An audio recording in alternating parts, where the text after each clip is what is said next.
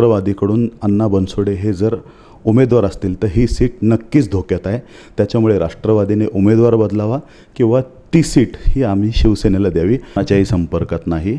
मी शिंदे साहेबांवर प्रेम करणारा शिवसैनिक आहे, बाळासाहेबांवर प्रेम करणारा शिवसैनिक आहे. मी कोणत्याही दुसऱ्या पक्षात जाण्याचा माझा अद्याप विचार नाही आहे. नमो बुद्धाय, जय भीम. मी Vikas Kadlak, lord Buddha T V. आज आपण थेट पिंपरी चिंचवड शहरामध्ये आहोत आणि पिंपरी चिंचवड शहरातील पिंपरी विधानसभेमध्ये आपण पुन्हा एकदा माजी नगरसेवक जितेंद्र ननावरे यांच्याशी भेट घेत संवाद साधत आहोत.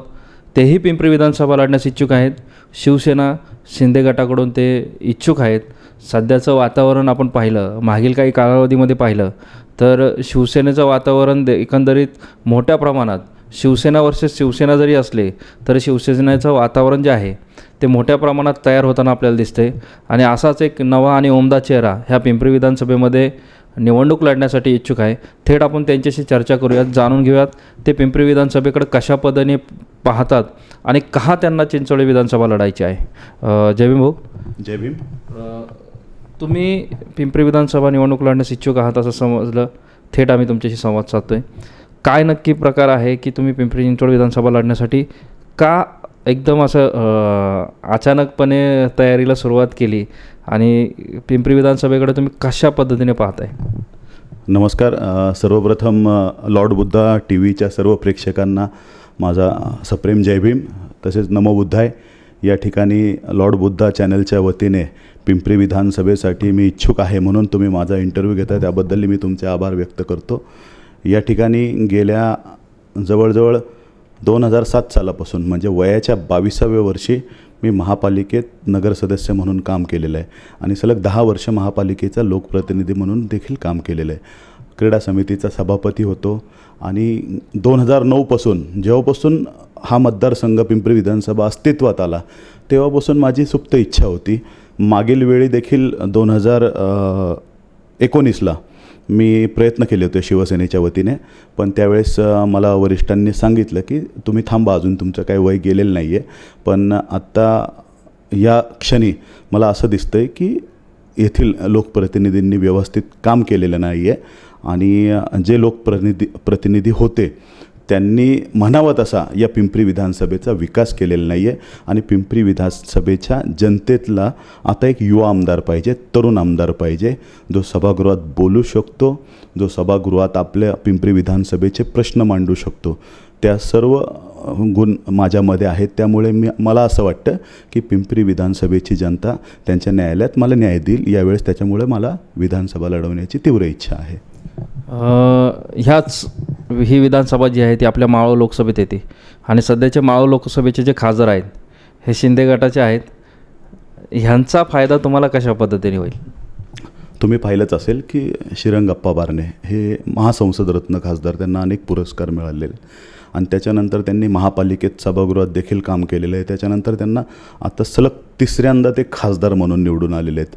त्यांनी बरीच कामं म्हणजे या मतदारसंघात ज्या कामं सर्वसामान्य म्हणजे नेत्यांनी केले पाहिजे होते त्यापेक्षा कित्येक पटीने जास्त असे कामं आपल्या श्रीरंगप्पा बारणे यांनी केलेले. तुम्ही पाहत असाल आत्ता जी मेट्रो आपली पिंपरीपर्यंत होती त्यांनी संसदेत तो प्रश्न मांडला, निगडीपर्यंत मेट्रो नेली. असे अनेक प्रश्न, पासपोर्ट कार्यालय असेल किंवा 12.5% परताव्याचा प्रश्न असेल, मराठा आरक्षणाचा प्रश्न असेल, इतर सर्व प्रश्न असतील आप्पांनी संसदेत मांडलेले आहेत. त्यांनी पुणे लोणावळा लोकलसाठी म्हणजे पिंपरी विधानसभेतून जो रेल्वे ट्रॅक आहे त्या ट्रॅक संदर्भात पण 4थ्या ट्रॅकच्या संदर्भात मागणी केलेली आहे. अशी बरीच अनेक कामे, त्यांचा फायदा निश्चितच मला होईल. म्हणजे शिवसेनेला आत्ता महायुती आहे, आम्ही शिवसेनेकडे हा मतदारसंघ मागतो आहे. हा मतदारसंघ आम्हाला भेटला तर निश्चितच श्रीरंगप्पा बारणे यांनी केलेल्या कामाचा फायदा मला होईल असं मला वाटतं. सध्याच्या घडीला राष्ट्रवादी देखील तुमच्याबरोबर आहेत आणि राष्ट्रवादी अजितदादा पवारांचा जो गट आहे त्याचे आमदार देखील सध्याचे अण्णा बनसोडे हे आपल्या पिंपरी विधानसभेचे आमदार आहेत. थेट जी लढत आहे ही जागा समजा जर पिंपरी विधानसभेला तुम्हाला नाही सुटली तर तुम्ही निवडणूक लढणार आणि महायुतीच्या माध्यमातून अण्णांचा प्रचार करणार का? सर्वप्रथम अण्णांच्या प्रचाराबाबतीत तुम्ही महायुती आहे पण वरिष्ठ पातळीवर निर्णय काय होतात, मतदारसंघ आत्ता कुणाला जातो आहे कुणाला नाही जात हे अजून काही खरं नाही आहे. पण निश्चितच मी तुम्हाला सांगेल, एक महायुतीचा एक सदस्य म्हणून, महायुतीचा कार्यकर्ता म्हणून, की जर राष्ट्रवादीकडून अण्णा बनसोडे हे जर उमेदवार असतील तर ही सीट नक्कीच धोक्यात आहे. त्याच्यामुळे राष्ट्रवादीने उमेदवार बदलावा किंवा ती सीट ही आम्ही शिवसेनेला द्यावी अशी आमची मागणी आहे. तो नंतरचा प्रश्न आहे, जर तरचा प्रश्न आहे, काम करू नाही करू, अजून बरेच दिवस आहेत, आचारसंहिता लागणं बाकी आहे. त्याच्यामुळं आम्ही मागणी केलेली आहे अण्णा बनसोडेंचं जी कार्यपद्धती आहे, जे काम करण्याची पद्धत आहे, त्यांनी मतदारसंघात ज्या पद्धतीने वागलेत किंवा गुन्हेगारी बोकाळलेली आहे, व्यसनाधीनता वाढलेली आहे, अजून बऱ्याच गोष्टी म्हणजे त्यांनी, मला वाटतं त्यांना दाखवण्यासारखं एकही काम नाही. मला वाटतं मागच्या इंटरव्ह्यूमध्ये ते म्हणले होते की मी हे पुतळे केले, ते पुतळे केले, झेंडा मारला. महापालिकेचे कामं तुम्ही दाखवू नका. तुम्ही विधानसभेत तुम्ही प्रश्न मांडून तुम्ही या मतदारसंघासाठी कोणत्या कामासाठी निधी आणला ते तुम्ही जनतेला दाखवा. महापालिकेचं काम हे रेग्युलर चालत असतं, नगरसेवकांची कामं तुम्ही केली म्हणून असं दाखवू नका. माझी त्यांना विनंती आहे, जे काय ते, आणि जनतेच्या न्यायालयात तुम्हाला उभं राहायचं आहे. त्याच्यामुळं तुम्ही गेल्या 5 म्हणजे 2009 ते 2014, त्याच्यानंतर 2019 ते 2024 अशा 2 टर्म तुम्ही पिंपरी विधानसभेचं प्रतिनिधित्व केलेलं आहे.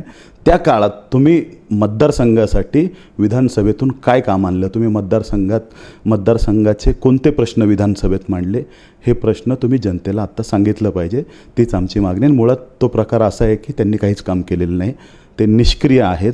राष्ट्रवादीने जर उमेदवार बदलला तर आम्ही नक्कीच विचार करू काम करायचं की नाही. जसं तुम्ही म्हणले की राष्ट्रवादीने उमेदवार बदलावा, त्याच पद्धतीने भाजप देखील आपल्यासोबत महायुतीत आहे.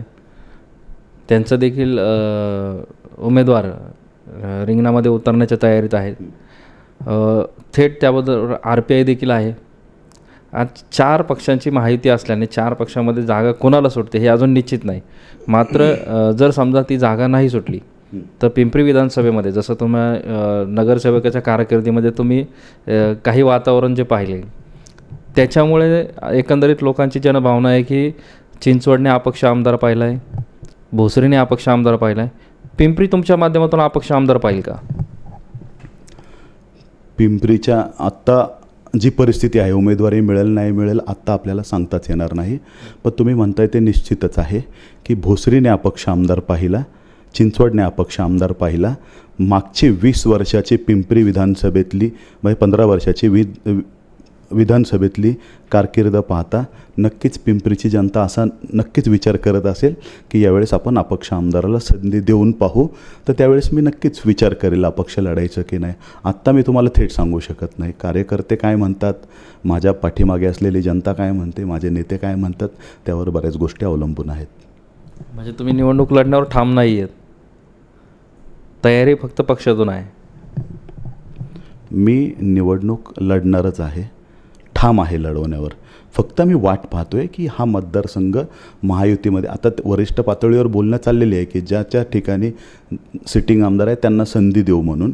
तर आमची मागणी तर शिवसेनेची आहेच की, आणि माझी कार्यकर्त्यांची, माझ्या मागे असलेल्या सर्व मित्रपरिवारांची, मला मानणाऱ्या जे नागरिक आहेत, मतदार आहेत, त्यांची इच्छा आहे की भाऊ तुम्ही यावेळेस निवडणूक लढा, जे होईल ते होईल, बघितलं जाईल.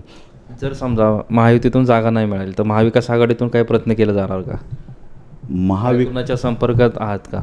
मी कोणाच्याही संपर्कात नाही. मी शिंदे साहेबांवर प्रेम करणारा शिवसैनिक आहे, बाळासाहेबांवर प्रेम करणारा शिवसैनिक आहे. मी कोणत्याही दुसऱ्या पक्षात जाण्याचा माझा अद्याप विचार नाही आहे.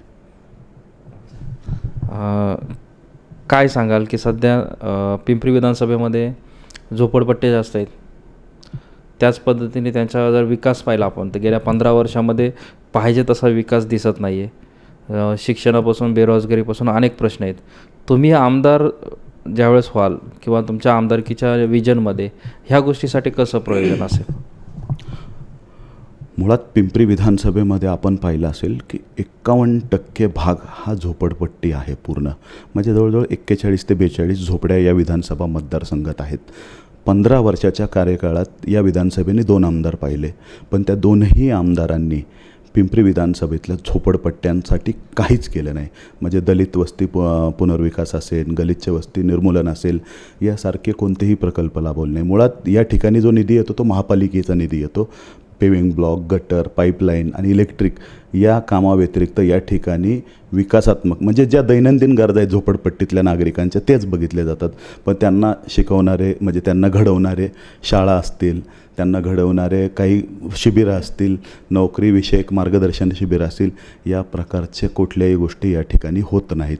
झोपडपट्टीतल्या मतदारांकडं केवळ आणि केवळ तुम्ही पाहत असाल 500 रुपये द्यायचे, निवडून यायचं, परत त्याच्याकडं ढुंकूनही बघायचं नाही. आजपर्यंत ह्या आमदारांनी हेच काम केलेलं आहे. त्याच्यामुळं झोपडपट्टीतील जनता त्यांना निश्चितच धाडवा शिकवेल. आज तुम्ही पाहत असाल की SRA प्रोजेक्ट आज सन्मान्य आज सिटिंग लोकप्रतिनिधी आहेत, आमचे सन्माननीय मित्र आहेत काळूरामजी पवार, त्यांनी त्यांच्यावर आरोप केलेले आहेत SRAविषयी. म्हणजे SRA प्रकल्प हा नागरिकांच्या फायद्याचा प्रकल्प म्हणून तुम्ही अजिबात विचार करत नाहीत. तुम्ही फक्त त्याच्यात कमिशन कसं लाटायचं, त्याच्यातून आपली आर्थिक सुबत्ता कशी आणायची याकडेच पाहिलं जातं आणि ते आरोप त्यांच्यावर होत आहेत. माझं असं स्पष्ट म्हणणं आहे की झोपडपट्टीतल्या प्रत्येक नागरिकाला विश्वासात घेऊन तुम्ही जर आजपर्यंत झोपडपट्ट्यांवर काम केलं असतं तर निश्चितच आपलं पिंपरी चिंचवड शहर हे झोपडपट्टीमुक्त झालं असतं. SRA योजना ही जवळजवळ 15 ते 20 वर्षापासून कार्यरत आहे. पण पिंपरी चिंचवडचं दुर्दैव असे, पिंपरी विधानसभेचं दुर्दैव असे, बोटावर मोजणे आहेत की 2 ते 4 प्रकल्प झालेले आहेत आणि काही प्रकल्प पाईपलाईनमध्ये. पण या प्रकल्प करण्यामध्ये या आमदारांचा काहीच रोल नाही आहे. ते छाती ठोकून सांगत असतील हे केलं ते केलं. तिथल्या जनतेला जाऊन तुम्ही इंटरव्ह्यू घ्या, विचारा, ती जनता सांगेन की आमदारांचा काय रोल आहे, काय रोल नाही.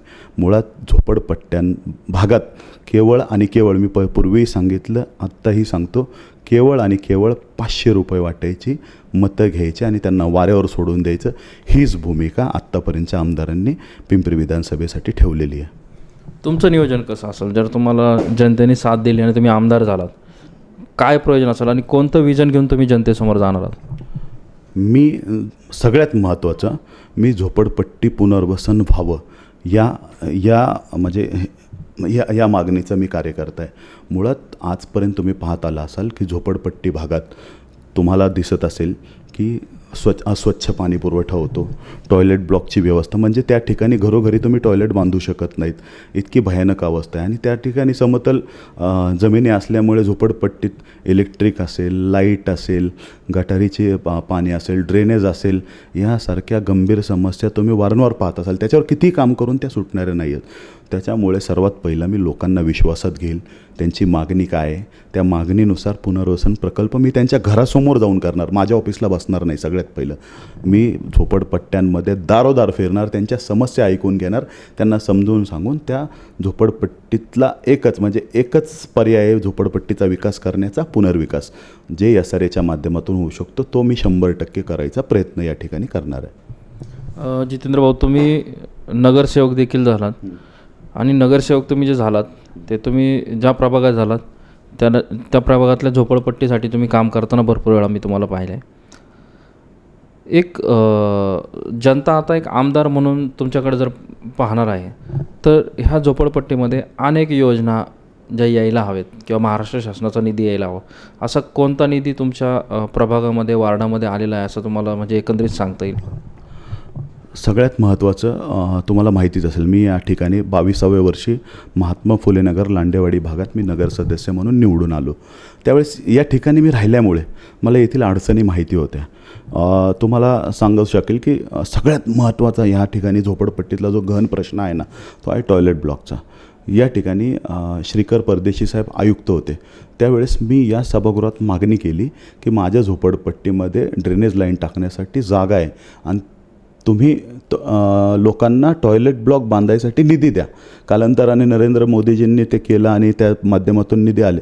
तर त्यावेळेस आयुक्त साहेबांनी काय म्हणले, आम्ही निधी देऊ शकत नाही, म्हणजे ते कायद्याच्या चौकटीत बसत नाही, पण मी तुम्हाला ज्या ठिकाणी ड्रेनेज लाईन टाकून देऊ शकतो. मी माझ्या झोपडपट्टीत जवळजवळ 60% भागात या महात्मा फुले नगरमध्ये ड्रेनेज लाईन टाकल्या आणि मला अभिमानाने मी सांगू शकतो म्हणजे नरेंद्र मोदीजींनी जी नाही का स्वच्छता अभियानाअंतर्गत अनुदान स्वच्छता गृहांसाठी अनुदान द्यायचं काम चालू केलं, त्याच्या अगोदरच माझ्या महात्मा फुले नगर झोपडपट्टीमध्ये 400 टॉयलेट मी करून घेतलेले होते. आणि त्याच्यानंतर मला अभिमानाने सांगावंसं वाटतं की या ठिकाणी एक हैदराबादची संस्था होती, ज्या इंटरनेटचा प्रसार आणि प्रचार होत होता त्यावेळेस या महात्मा फुले नगरमध्ये जवळजवळ गेल्या 14 वर्षापूर्वी मी ही झोपडपट्टी पूर्ण वायफाय फ्री केली होती. म्हणजे इथल्या ऑनलाईन प्रशिक्षण, महिलांना, विद्यार्थ्यांना ऑनलाईन प्रशिक्षण घेता यावं, त्याच्यामुळं मी हा प्रोजेक्ट आणला होता. महात्मा फुले नगर आशिया खंडातली सगळ्यात पहिली झोपडपट्टी होती जी इंटरनेटला मोफत वापरू शकत होती. वायफाय या ठिकाणी माझ्या वतीने आणि एक संस्था होती त्याच्या वतीने मी फ्री बसवलेलं होतं. 41 तुम्ही आमदार झालात तर 41 झोपडपट्ट्यांसाठी वायफाय फ्री करसाल का? 1001%. आज मुळात आमच्या लोकांना पाहिजे काय? दर्जेदार शिक्षण पाहिजे, चांगल्या नोकऱ्या पाहिजेत. म्हणजे आमच्या इथं मीही झोपडपट्टीत राहिलेलो आहे. काय होतं की झोपडपट्टीतल्या मुलांना मार्गदर्शन करणारं कोणीच नसतं. म्हणजे मीही माझ्या आयुष्यात 12वी पास झालो आणि मी फर्ग्युसन कॉलेजला गेलो, पण मला तिथं गेल्यावर कळलं की आपल्याला MPSC UPSC हे सगळे मार्ग असतात. इथल्या इंजिनिअरिंग असेल, पोलीस असेल, वकिली असेल, सगळ्या क्षेत्रात, म्हणजे तुम्ही पत्रकार असाल, तर मला 12वी नंतर करायचं काय, करिअर मार्गदर्शन करणारं मला इथं कोणीच नाही आहे. राजकीय नेते पण आमचा फायदाच घेतात, म्हणजे आपला फायदाच घेतात. तर मी सर्वप्रथम लोकांना, म्हणजे ज्या झोपडपट्ट्यांमध्ये मुलं आहेत, मुली आहेत, त्यांना मी प्रोत्साहित करणार की तुम्ही MPSC द्या, UPSC द्या, वकील बना, पोलीस बना, इतर अनेक म्हणजे करिअर्स आहेत, त्याबद्दल मी मार्गदर्शन करेल. माझी एक टीम कामाला लावेल त्यासाठी. या पद्धतीने मी त्या शिक्षणाचा प्रसार करण्यासाठी मी काम करेल. आणि शिवाय ज्या महापालिकेच्या शाळा आहेत त्या शाळांमध्ये झोपडपट्टीतलीच मुलं शिकतात. तर माझा प्रयत्न असा राहील की ज्या महापालिकेच्या शाळा आहेत त्यांना महाराष्ट्र शासनाचा निधी आणून किंवा CSR फंडाअंतर्गत त्या शाळा एखाद्या संस्थेला, कंपनीला देऊन त्यांच्यामार्फत म्हणजे एक चांगल्या पद्धतीच्या शाळा चालवता येतात का, या पद्धतीचा मी प्रयत्न करेल आणि विद्यार्थ्यांना दर्जेदार शिक्षण मिळवून देण्यासाठी मी प्रयत्न करेल. भाऊ, सुशिक्षित बेरोजगारीचा प्रश्न मोठ्या प्रमाणात आहे. आपले पिंपरी चिंचवड शहरालाच MIDCचा एक मोठा विळखा आहे आणि त्या MIDCच्या माध्यमातून अनेक इथल्या विद्यार्थ्यांना नोकऱ्यांचा प्रश्न आहे. आपण पाहतो आहे की MIDCमधल्या कंपन्या स्थलांतरित होतात आहेत, त्यामुळे अनेक लोकांच्या नोकऱ्या जातात आहेत. सुशिक्षित बेरोजगारीचा प्रश्न मोठ्या प्रमाणात आहे, त्याकडे तुम्ही कशा पद्धतीने पाहताय? मुळात MIDCतील कंपन्या बाहेर जात आहेत, म्हणजे बोटावर मोजण्या इतक्या कंपन्या बाहेर जातात, त्याचा प्रोपगँडा केला जातो. आज तुम्ही या महात्मा फुले नगरच्या पलीकडे खूप मोठी MIDC आहे. शहरामध्ये एक विदारक सत्य आहे. कंपनीच्या तुम्ही आत्ता MIDCच्या प्रत्येक कंपनीच्या गेटवर जा, म्हणजे अल्टरनेट कंपनीच्या दारावर बोर्ड लागलेला असेल, कामगार पाहिजेत, म्हणजे प्रत्येक स्किल वर्कर पाहिजेत. तर या ठिकाणी झोपडपट्टी भागात त्याच्या व्यतिरिक्त उलटं चित्र आहे. लोक चौकात बसून जुगार खेळतात, ते व्यसन करतात, ते त्यांना ते माहितीच नाही तिथं कामाला जायचं, किंवा त्या कंपन्यांना माहिती नाही इथं.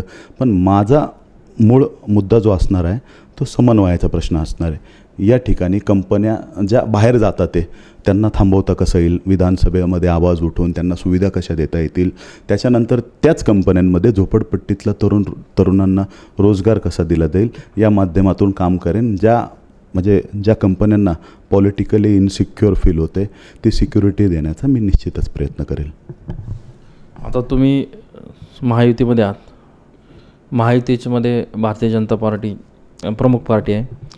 त्याचे काही आमदार, खासदार जे आहेत यांच्या माध्यमातून मागील काही काळामध्ये काही निर्णय घेतले गेले आणि काही निर्णय पेंडिंग आहेत. त्याच्यामध्ये आत्ता आपले शिंदे गटाचे देखील काही आमदार आहेत, त्यांनी निर्णय घेतला. औद्योगिक प्रशिक्षण केंद्रामध्ये संविधान मंदिर बांधण्यात आलं, ज्याला अनेक ठिकाणाहून विरोध होत आहे.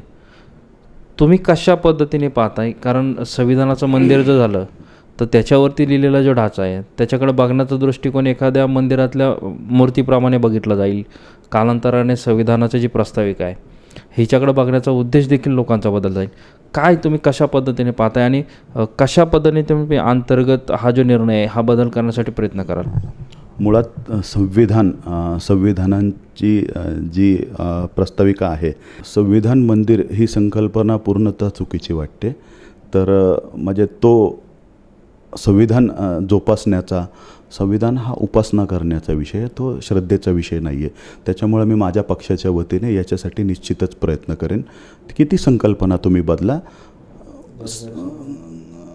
घर घर संविधान आणि सर्वांना संविधानाबद्दल जनजागृती करा, अशी आम्ही या ठिकाणी मागणी करणार आहे. तुमची लढत थेट कुणासोबत होईल असं तुम्हाला वाटतं आणि तुम्हाला कोणत्या उमेदवाराचं आव्हान तुमच्यासमोर उभं राहील असं तुम्हाला वाटतं? मी हा विचारच करत नाही माझ्यासमोर कोण उमेदवार असेल. मला कोणत्याही उमेदवाराचं आव्हान आहे मला असं वाटत नाही, कारण ते जे आहेत ते सध्या मला निष्क्रियच दिसत आहेत. आज तुम्ही पाहत असाल की बोपखेलपासून निगडीचा परिसर आहे. या मतदारसंघामध्ये बरीच गावठाणं आहेत, बऱ्याच सोसायट्या आहेत, बऱ्याच झोपडपट्ट्या आहेत. पण या ठिकाणी मला आवर्जून सांगावं असं वाटतं की गावठाणांचा पुनर्विकास ज्या पद्धतीने व्हायला पाहिजे होता, म्हणजे ज्या चाळी वगैरे आहे त्याचा या ठिकाणी झालेला नाही. आणि त्या आमदारांनी, माजी आमदारांनी किंवा आत्ता असेल आमदारांनी यावर काहीच काम केलेलं नाही आहे. आता तुम्ही पाहत असाल मतदारसंघात परिस्थिती आहे. तुम्ही म्हणले की तुम्हाला समोर लढतीला कोण वाटतं. मला तर कोण दिसतच नाही. आत्तापर्यंत जे उमेदवार पिंपरी विधानसभेत इच्छुक म्हणून फिरत आहेत, माझा त्यांना प्रश्न आहे की तुम्ही 5 वर्ष नगरसेवक होता, 5 वर्ष तुम्ही खूप महत्त्वाची पदं उपभोगली. त्यामध्ये तुम्ही पिंपरी विधानसभेसाठी काय केलं, तुमच्या स्वतःच्या मतदारसंघासाठी काय केलं हे तुम्ही सांगा ना. आज तुम्हाला ती वेळ काय येते, तुम्हाला आमिष दाखवा, तुम्हाला वस्तू वाटप करावं लागतं, तुम्हाला नागरिकांना, मतदारांना आमिष दाखवावं लागतं. मला ते दाखवावं लागणार नाही. मुळात मी कामाचा माणूस आहे. म्हणजे मी निवडणूक आली म्हणून काम करतो आहे असं नाही आहे. मी लोकांच्या सुखदुःखात वेळ देतो. मी ज्या ठिकाणी नागरिकांना अडचण असेल त्या ठिकाणी मी आज वेळ देतो आहे. आणि माझं शहरामध्ये मी सर्व नागरिकांना परिचित आहे. मी धोरणात्मक आणि विकासात्मक काम करणारा माणूस आहे. त्याच्यामुळे मला वाटत नाही की मी जर उमेदवारी अर्ज भरल्यावर माझ्यासमोर कोण टिकेल आणि कोण उमेदवार असेल. पिंपरीची जनता ही निश्चितच एक युवा चेहऱ्याच्या मागं उभा राहील असा मला विश्वास वाटतो. तुम्ही नगरसेवक पदाच्या वेळेस देखील ज्या उमेदवाराच्या विरोधात टक्कर दिली त्यांच्यासोबतच तुमची पिंपरी विधानसभेत पुन्हा लढत होईल का? उलट मला असं वाटतं त्यांच्यासोबत लढत झाली तर खूप मला सोपं होईल. कारण त्यांना महात्मा फुले नगर लांडेवाडी प्रभाग क्रमांक 20मध्ये त्यांना जनतेने संधी दिली, पण त्यांना 5 वर्षात असं ठसा उमटवता येईल असं काही काम त्यांना म्हणजे करताच आलं नाही. पण विषय असा आहे की त्यांनी बऱ्याच मागे गोष्टी, तुम्ही पत्रकार म्हणून तुम्हाला माहिती आहे, मी आता काही सारखं त्याच गोष्टी रिपीट करणार नाही. पण तुम्ही त्यांचं आत्ताचं जे परिचयपत्रक वाचा, त्याच्यामध्ये तुम्हाला कळेल की ते किती हास्यास्पद आहे. त्याच्यानंतर त्यांनी ज्या कोविड काळात म्हणजे लोकांना ज्या ठिकाणी गरज होती त्या गरजेच्या ठिकाणीसुद्धा यांनी काय केलं आहे, पेपरच्या बातम्या चाळून पहा, लोकांनी केलेले आरोप पहा, हे सर्व तुम्हाला दिसून येईल. त्याच्यामुळे मी त्यांना उमेदवार मानत नाही. तर उमेदवार असतील तर मला एकदम अतिशय सोप्पा आणि सहजपणे निवडणूक जाईल. खासदारांशी तुमचं ह्या जी मागणी करताय हे बाबतीत त्यांचा तुम्हाला कसा पाठिंबा आहे? खासदारांनी काल मुख्यमंत्री महोदयांकडे देखील मागणी केलेली आहे की राष्ट्रवादीची जागा जाऊ शकते. आमदारांनी काम केलेलं नाही आहे. त्याच्यामुळे त्यांनी मुख्यमंत्र्यांना माझी ओळख करून देत सांगितलं, पिंपरीसाठी आपले इच्छुक उमेदवार आहेत, आपण जर यांना सीट दिली, म्हणजे यांना जर उमेदवारी दिली तर हे निश्चितच सीट काढतील असं मुख्यमंत्र्यांना त्यांनी सांगितलेलं आहे. खासदार माझ्यासाठी पॉझिटिव्ह आहेत, त्यात काही वादच नाही. अनेक वेळा म्हणजे असं पाहतोय की तुम्ही काम करण्याची शैली जी आहे तुमची बेधडक आहे. नगरसेवक होताना देखील तुम्ही त्रास सहन केला आहे, आता आमदारकीच्या रिंगणात आहात. काय तुम्हाला आजूबाजूच्या ज्या प्रक्रिया आहेत किंवा पिंपरी विधानसभेकडे पाहताना काय वाटतंय तुम्हाला की पिंपरी विधानसभा लढत असताना तुम्हाला कशा प्रकारे एक नवीन अनुभव येतोय? मला तुम्ही म्हणताय तसा नवीन अनुभव काय नाही आहे. हा अनुभव जुनाच आहे.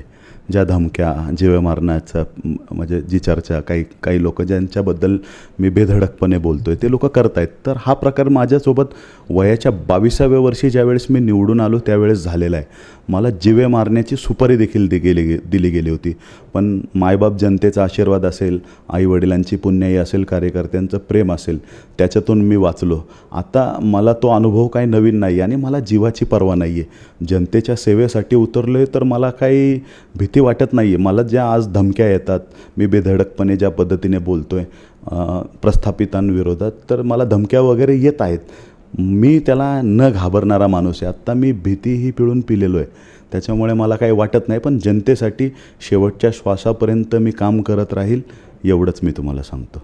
आणि मी तुम्हाला अजून एक सांगू इच्छितो की माझ्या पाठीमागे प्रचंड मोठी ताकद आहे, शिवसेनेची ताकद आहे. आदरणीय एकनाथभाई शिंदे असतील, बाळासाहेब ठाकरेंचा आशीर्वाद असेल किंवा श्रीरंगाप्पा माझ्या पाठीशी ठाम उभे आहेत. त्याच्यामुळे मला जीवे कोण मारेल असं मला वाटत नाही. आणि जर तसं करायचा प्रयत्न करेल त्याला त्याच्या आयुष्यात अद्दल घडेल एवढंच मी सांगतो. कारण मी तुम्हाला एकच सांगतो, एकनाथभाई शिंदेंची ताकद आणि आदरणीय आपण माझ्या पाठीमागे ठाम उभे आहेत एवढंच मी सांगतो. जाता शेवटचा प्रश्न, काय आव्हान कराल की पिंपरीच्या विधानसभेमध्ये तुम्ही निवडणुकीच्या रिंगणात उतरतायत, मतदारांनी तुम्हाला मतदान केलं पाहिजे आणि त्या मतदान करण्यासाठी तुम्ही नागरिकांना काय आव्हान करणार आहे? काय कुठल्या मगाशी मी देखील तुम्हाला प्रश्न विचारले, कोणतं विजन तुमच्या डोळ्यासमोर आहे? काय काय तुम्ही ह्या मतदारांसाठी करण्याचा तुम्ही म्हणजे एक तुमचा जो हे आहे नियोजन बनवलेलं आहे किंवा त्याची जी तुमचा जो आराखडा आहे कशा पद्धतीने असणार आहे? मुळात पिंपरीसाठी माझं विजन खूप मोठं असणार आहे आणि मला ते सांगायला दिवस कमी पडेल. पण मी तुम्हाला थोडक्यात सांगू इच्छितो की पिंपरी विधानसभा हा केवळ बोपखेल आणि निगडीपर्यंतचा मर्यादित असलेला मतदारसंघ आहे. म्हणजे तुम्ही ग्रामीण भागात जर गेला, आमदारांना त्या ठिकाणी 200 ते 250 300 किलोमीटरचा प्रवास करावा लागतो. इथं परिस्थिती वेगळी आहे. केवळ 9 किलोमीटरचं अंतर असलेला आपला मतदारसंघ आहे आणि त्या मतदारसंघात 10 वर्ष आमदार राहून यांना पोचता येत नाही. म्हणजे आज तुम्हाला सांगू शकतो की पिंपरी विधानसभेला विजन नसलेला आमदार आहे. म्हणजे त्यांना विजनच नाही आहे आणि त्यांनी विजनवर काहीच काम केलं नाही. तुम्ही भोसरी पहा, चिंचवड पहा, त्या ठिकाणी सातत्याने विकासाची चर्चा होती, विकासात्मक कामावर चर्चा होती. पिंपरी विधानसभेत केवळ आणि केवळ गुन्हेगारी असेल, हप्तेखोरी असेल, छेडछाड असेल, इतर अनेक गोष्टी याच्याविषयीच म्हणजे आपण पिंपरी चिंचवड ही स्मार्ट सिटी म्हणून ओळखतो. पण या ठिकाणी मी तुम्हाला आवर्जून सांगतो, पूर्ण झोपडपट्ट्या म्हणजे चांगल्या एरियांमधील देखील पूर्ण गांजा सिटी झालेली आहे. म्हणजे गांजा सर्रास विकला जातो. हे का होतं आहे? कारण या ठिकाणी राजकीय इच्छाशक्ती नाही आहे, विजन नसलेले लोकप्रतिनिधी काम करत आहेत. माझं विजन हे चौफेर असणार आहे. म्हणजे सर्वतोपरी चांगलं असं माझं विजन असणार आहे. सगळ्यात महत्त्वाचा प्रश्न आपल्या पिंपरी विधानसभा मतदारसंघामध्ये झोपडपट्टी पुनर्वसनाचा प्रश्न आहे. तो 100% मी सोडवणार आहे.